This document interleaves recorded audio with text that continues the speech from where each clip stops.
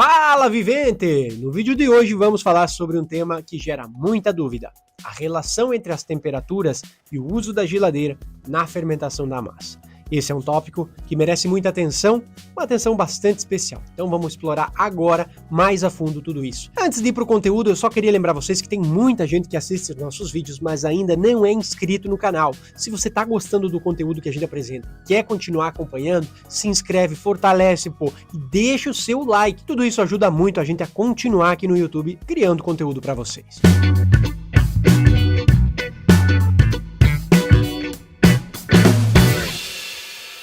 As temperaturas têm um papel crucial na fermentação da massa e influenciam de duas formas diferentes a nossa massa. O primeiro é o efeito sobre a estrutura da massa. Uma massa que está fria, ela tende a ter uma estrutura mais rígida, difícil de trabalhar, enquanto, por isso, uma massa a temperatura ambiente é muito mais maleável. O frio endurece temporariamente a massa, mas à medida que ela aquece, essa rigidez desaparece e ela volta a ficar flexível. O segundo efeito é provavelmente o mais importante, que o frio ele desacelera os processos biológicos que ocorrem na massa, especialmente a ação dos fermentos e das enzimas. Quando a massa está numa temperatura mais baixa, o ritmo da fermentação diminui, porque o frio desacelera o trabalho do fermento, fazendo com que essa massa cresça mais vagarosamente. Isso é especialmente útil quando queremos prolongar o tempo de fermentação. Ou seja, se você quiser prolongar, e se você quiser acelerar, basta você tirar da geladeira para acelerar ou deixar na geladeira para você diminuir o tempo de fermentação. Além dos fermentos, temos também a ação das enzimas da nossa massa, e elas continuam trabalhando, embora num ritmo mais lento se estiverem na geladeira. As enzimas têm a função de quebrar os componentes maiores nas partes menores dentro da composição. É um exemplo bastante importante a atuação das enzimas proteolíticas, que degradam as proteínas do glúten.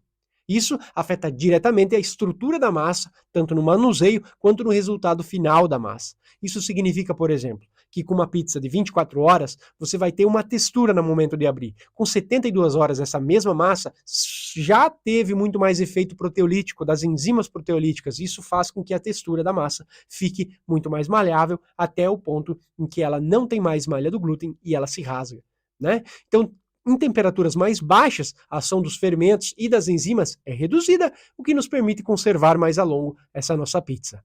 Mas antes de prosseguir, é importante esclarecer também que atividades biológicas não param completamente, mesmo em temperaturas muito baixas. Dentro de um refrigerador doméstico, por exemplo, o normal é a gente ter uma temperatura ali em cerca de 5 graus, ou até 7, 8 graus. Os processos ali apenas desaceleram, mas não se interrompem. Outra curiosidade é que quando a massa fica muito tempo na geladeira, ela pode mudar de cor, ficando um pouco mais escura. E isso acontece devido à oxidação de alguns compostos ali presentes no trigo, especialmente nas partes externas do grão, o germe ou a casca do grão. Esse escurecimento é uma reação normal e não prejudica a qualidade da massa. Portanto, podemos dizer que o uso do frio na fermentação dessa massa oferece grandes vantagens. Primeiro, ele dá maior controle sobre o processo de fermentação, permitindo que ela ocorra de uma maneira mais lenta, mais dilatada, o que facilita no manuseio e dá também mais margem para corrigir erros. E em segundo lugar, o frio ajuda também a preservar a estrutura da massa por muito mais tempo, o que é especialmente útil em ambientes comerciais, onde a demanda de pizza nem sempre é igual em todos os dias de trabalho. E isso evita muito desperdício. Um outro ponto interessante e importante é que o frio pode causar também a facilitação no trabalho com as massas mais hidratadas. Ao manter uma massa fria, ela fica mais fácil de abrir e modelar, pois o frio reduz temporariamente a sua extensibilidade. Agora, falando sobre temperatura ideal para armazenar a massa, é importante distinguir entre refrigeradores caseiros e os profissionais.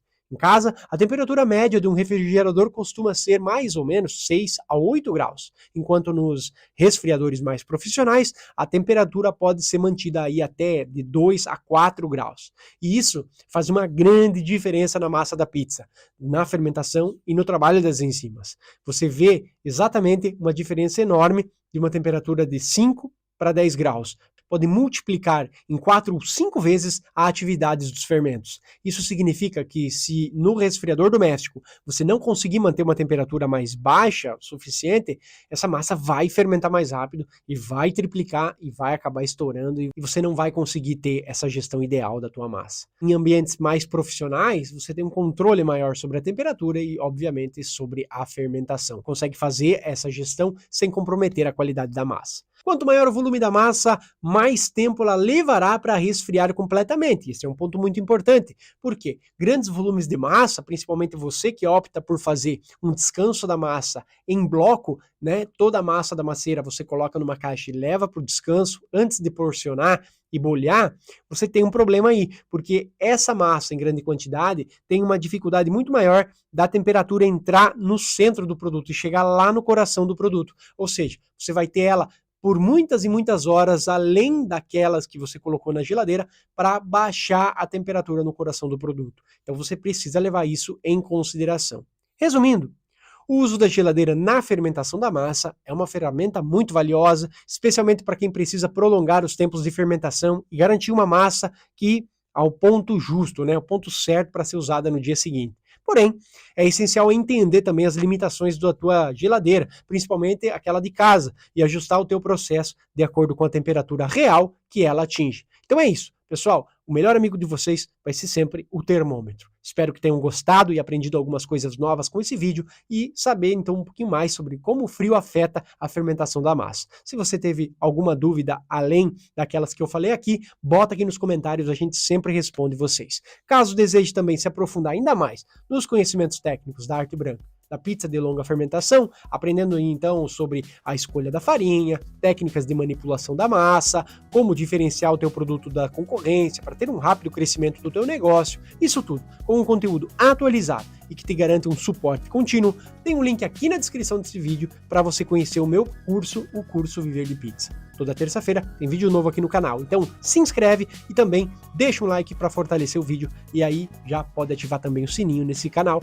para não ficar de fora dos novos vídeos. Vou ficando por aqui, um grande abraço e a gente se vê no próximo vídeo. Bora viver de pizza!